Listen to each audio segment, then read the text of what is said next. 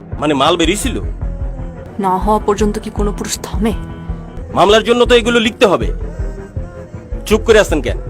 ভিতরে ঢুকছিল না ঢুকে নাই? যা যা জিজ্ঞেস করব তার সঠিক উত্তর দিবেন। কোনো ভুলভাল উত্তর দিলে সোজা জেলের ভাত খাওয়াবো। বুঝা গেছে? এবার নাম বলেন। ইফাত আরফিন শুভ্রা। বাবার নাম? মরহুম ওমর সিদ্দিক। মাতা? আয়েশা ওমর সিদ্দিক। ঘটনা কবে ঘটছিল? 2 মার্চ। সময়? রাত 12:10। কতজন ছিল? 3 জন। 3 জন?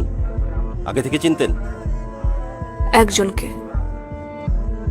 আমার বস নেওয়াজ বাসার। বিয়ে হয়েছে? না, লাস্ট পিরিয়ড কবে হয়েছে? 15-16 দিন আগে। আচ্ছা, ওই ঘটনার আগে সেক্সুয়াল এক্সপিরিয়েন্স আছে আপনার? মানে আপনি কি ভার্জিন ছিলেন নাকি? না। ঘটনার পর কোনো মেডিকেল টেস্ট করাইছিলেন? আমার পরিবার আমাকে টেস্ট করতে দেয়নি। আর সেদিন যে পোশাকগুলো ছিল ওগুলো কই? পোশাক যা ছিল মা সব পুড়িয়ে ফেলেছে।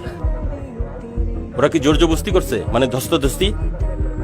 আমাকে জোর করে রিক্সা থেকে গাড়িতে তুলে নিয়েছিল। প্যানিস পেনিট্রেশন হয়েছিল, মানে বুঝছেন তো? কি কথা কন না কেন? মামলার জন্য তো এগুলো লিখতে হবে। চুপ করে আসতেন কেন? ভিতরে ঢুকছিল না ঢুকে নাই? হ্যাঁ। সবার আগে কে গেছিল? নেওয়াজ বাসার, তারপর এক এক করে তার 2 বন্ধু। পজিশন? সবাই কি আপনার উপরে আসছিল না আপনি উপরে আসছিলেন? তারা আমার উপরে ছিল। ইসিকুলেশন হয়েছিল, মানে মাল বেরিয়েছিল? না হওয়া পর্যন্ত কি কোনো পুরুষ থামে? কই পড়েছিল, ভিতরে না বাহিরে?